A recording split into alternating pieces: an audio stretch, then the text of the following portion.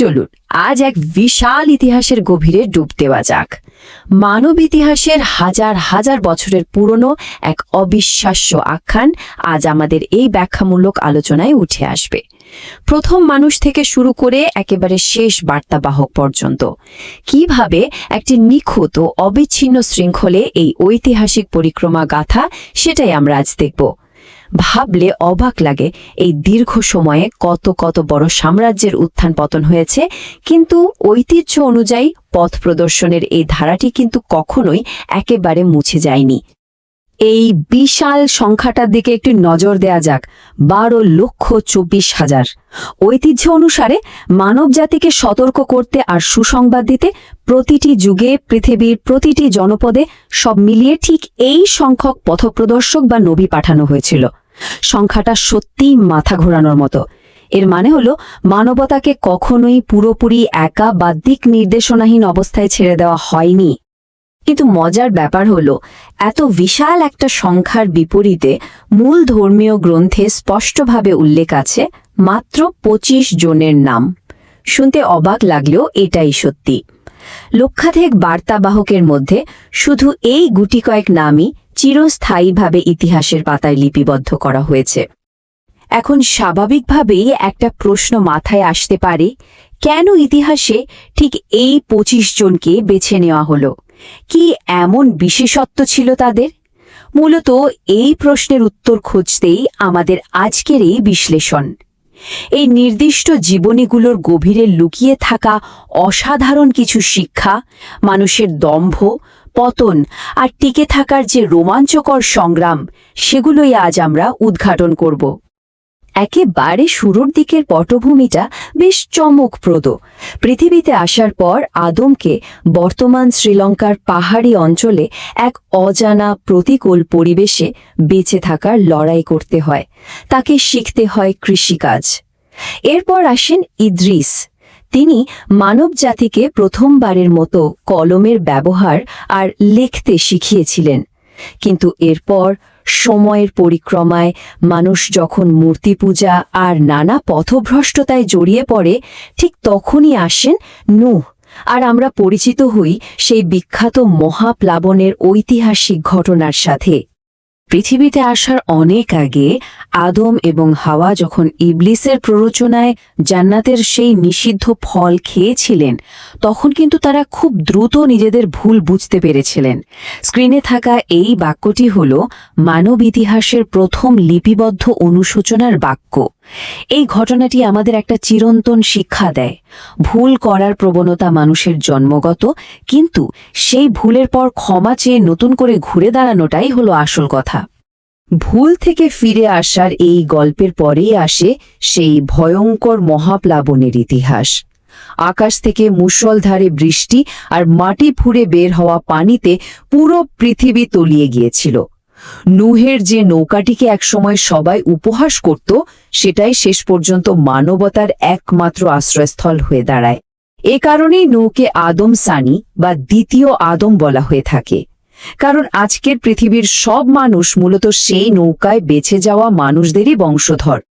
ইতিহাসের পাতা উল্টালে ক্ষমতার উত্থান পতনের একটা অদ্ভুত পুনরাবৃত্তি বা প্যাটার্ন চোখে পড়ে। একটু খেয়াল করলেই দেখা যায়, আজ জাতি তাদের শারীরিক শক্তি নিয়ে প্রচণ্ড অহংকার করত। সামুদ জাতি পাহাড় কেটে বড় বড় প্রাসাদ বানাত, আর মাদিয়ান জাতি অর্থনীতিতে ব্যাপক প্রতারণা করত। যখনই কোনো শক্তিশালী সাম্রাজ্য অহংকারে অন্ধ হয়ে তাদের পথ প্রদর্শকদের প্রত্যাখ্যান করেছে, তখনই প্রকৃতির ভয়ঙ্কর সব শক্তির কাছে তাদের খুব দ্রুত পতন ঘটেছে। ক্ষমতার অন্ধ দম্ভের কি ভয়ঙ্কর পরিণতি! ইতিহাসের ঠিক এই পর্যায়ে এসে আমাদের দেখা হয় ইব্রাহিমের সাথে। তিনি ছিলেন এমন একজন অকুতোভয় মানুষ, যিনি রাজা নমরুদের বিশাল সাম্রাজ্যের মূর্তি পূজার বিরুদ্ধে একেবারে একা রুখে দাঁড়িয়েছিলেন। শহরে বড় মূর্তিগুলো ভেঙে ফেলার পর তাকে বিশাল এক জ্বলন্ত অগ্নিকুণ্ডে ফেলে দেওয়া হয়, কিন্তু ঐতিহ্য স্মৃতি অনুসারে আগুনকে নির্দেশ দেওয়া হয়েছিল শীতল হয়ে যাওয়ার জন্য। তিনি অলৌকিকভাবে বেঁচে ফেরেন। তার এই অটল বিশ্বাসের কারণেই তাকে খলিলুল্লাহ বা আল্লাহর বন্ধু উপাধি দেওয়া হয়েছিল। ইব্রাহিমের জীবনের সবচেয়ে বড় এই পরীক্ষার পর ইতিহাসের এক বিশাল মোড় ঘুরে যায়। তাকে নির্দেশ দেয়া হয়েছিল স্ত্রী ও শিশুপুত্র ইসমাইলকে মক্কার এক অনুর্বর মরুভূমিতে রেখে আসতে। সেখান থেকেই বিখ্যাত জমজম কূপের উদ্ভব হয়, আর এই ইসমাইলের বংশে পরবর্তীতে শেষ নবীর আগমন ঘটে। অন্যদিকে ইব্রাহিমের আরেক পুত্র ইসহাক থেকে শুরু হয় বনি ইসরায়েলের নবীদের ধারা। এই একটি ঘটনা পৃথিবীর ইতিহাসকে চিরতরে দুটো বিশাল বিশ্ব পরিবর্তনকারী ধারায় ভাগ করে দেয়। ইসহাকের পুত্র ইয়াকুব যখন জানতে পারলেন যে তার প্রিয় ছেলে ইউসুফকে নেকড়ে খেয়ে ফেলেছে, আর প্রমাণ হিসেবে তাকে ইউসুফের রক্তমাখা জামা দেখানো হলো, তখন তিনি বুক ভাঙা কষ্ট নিয়েও এই গভীর আবেগঘন উক্তিটি করেছিলেন, ধৈর্যই সর্বোত্তম। এই ছোট্ট বাক্যটি আসলে আমাদের পুরো আলোচনার একটি কেন্দ্রীয় বিষয়বস্তুকে ধারণ করে, আর তা হল চরম বিপর্যয়ের মুখেও অবিচল সহনশীলতা ধরে রাখা। ধৈর্যের এই চরম পরীক্ষার পর দেখা যায় কিভাবে প্রতিকূলতা একসময় দারুণ বিজয়ে রূপান্তরিত হয়। ইউসুফকে তার নিজের ভাইরা কূপে ফেলে দেয়, তিনি দাস হিসেবে বিক্রি হন, বিনা অপরাধে জেল খাটেন, কিন্তু শেষ পর্যন্ত তিনি মিশরের অর্থমন্ত্রী হিসেবে আত্মপ্রকাশ করেন। আইয়ুব তার সব সম্পদ, পরিবার, এমনকি স্বাস্থ্য হারিয়েও বছরের পর বছর অটুট বিশ্বাস ধরে রেখেছিলেন। আর জুলখিফল প্রতিদিন রোজা রাখতেন, কখনোই রাগের বশবর্তী হতেন না। এই জীবনীগুলো বারবার প্রমাণ করে যে অবিচল বিশ্বাস থাকলে চরম দুর্ভাগ্যকেও বিজয়ে পরিণত করা যায়। এরপর মিশরের পটভূমিতে আবির্ভূত হন মূসা। ইতিহাসের কি চরম পরিহাস! একটু ভেবে দেখলে অবাক হতে হয়। যে শিশুটিকে হত্যার জন্য ফেরাউন পুরো শহর চষে বেড়াচ্ছিল, সেই মূসাকেই একটি কাঠের বাক্সে করে নীল নদে ভাসিয়ে দেওয়া হয়, আর শেষমেশ তিনি খোদ ফেরাউনেরই প্রাসাদে তার কোলেই বড় হয়ে ওঠেন।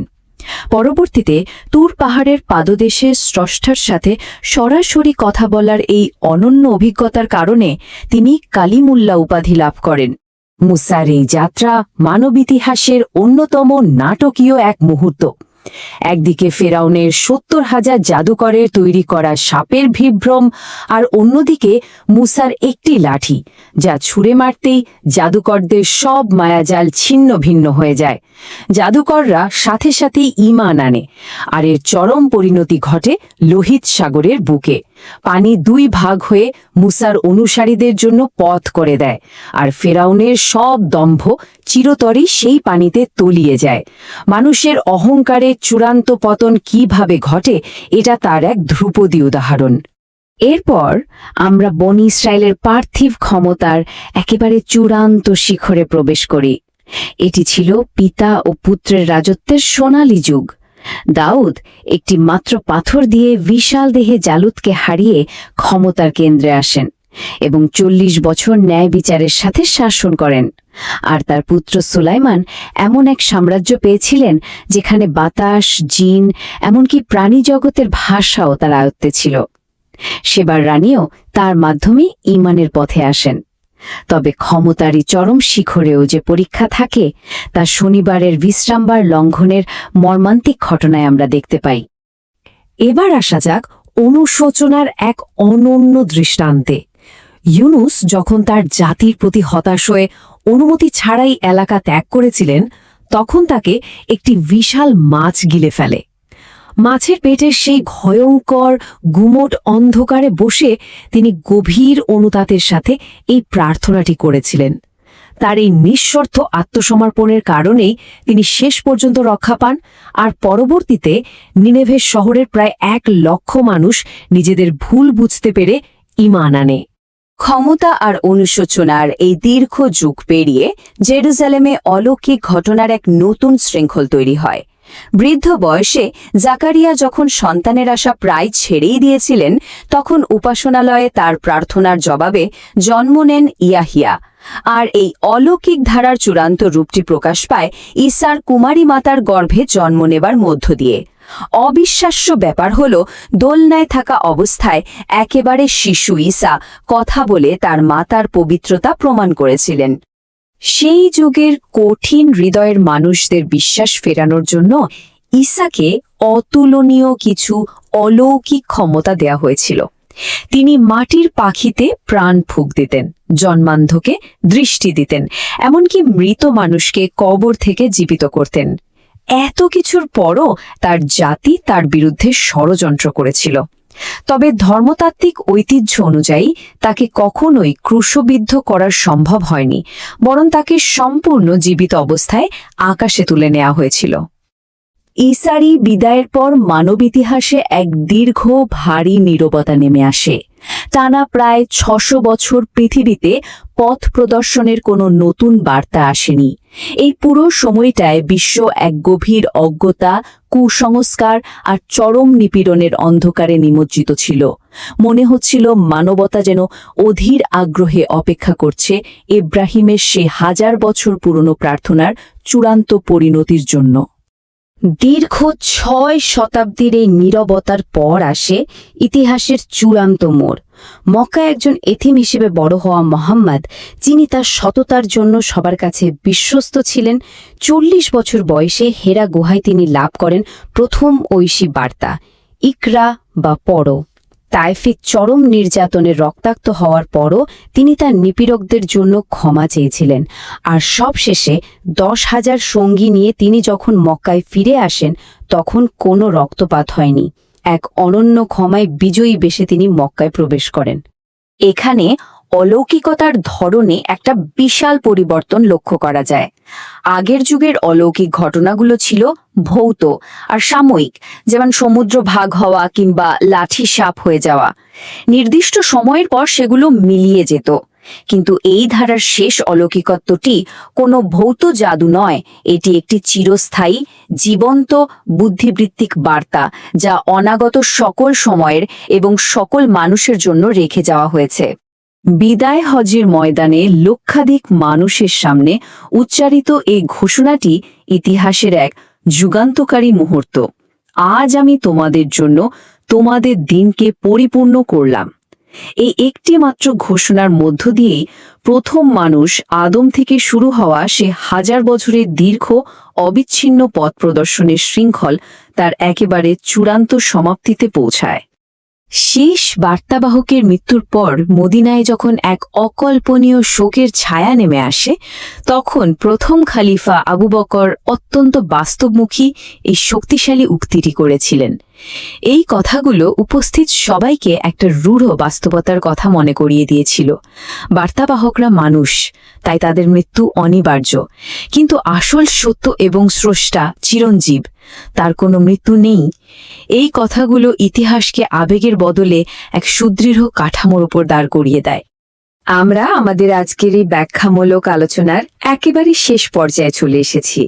প্রথম মানুষ থেকে শুরু করে শেষ পর্যন্ত বিস্তৃত এই বিশাল এবং আন্তঃসংযুক্ত টাইমলাইন আমাদের শুধু পুরনো কিছু গল্পই শোনায় না, বরং মানবজাতির টিকে থাকার লড়াই, অহংকারের পতন এবং সীমাহীন ধৈর্যের এক অপূর্ব রূপরেখা তুলে ধরে।